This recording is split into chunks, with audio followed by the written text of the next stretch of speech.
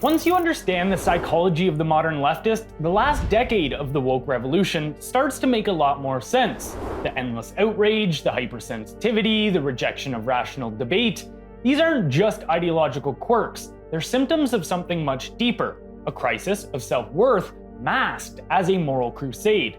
Today, leftist is a broad and fragmented term, but in this context, I'm referring to socialists, collectivists, LGBTQ activists, climate cultists, and similar types.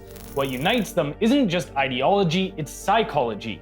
At the core of modern leftism is a pervasive sense of inferiority, low self-esteem, powerlessness, guilt, self-hatred, depressive tendencies.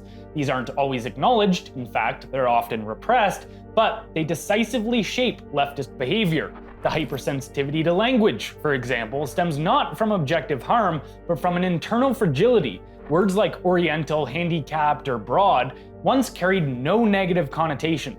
It was the activists themselves who branded them as offensive. And ironically, those who are most offended by such words are often privileged academics or upper middle class whites, not the minorities they claim to defend. Many leftists identify with groups perceived as weak or inferior, not out of compassion, but because they unconsciously project their own sense of weakness onto these groups. They hate strength, success, and rationality, which is why they direct so much venom at America, Western civilization, white men, and science itself. The hatred is not consistent. The same flaws they denounce in the West are excused or ignored in socialist regimes or tribal cultures. The real issue is envy and resentment. Words like self-reliance, personal responsibility, and merit are foreign to the leftist mindset. Their hostility to competition and preference for collectivism reveals their internal defeatism.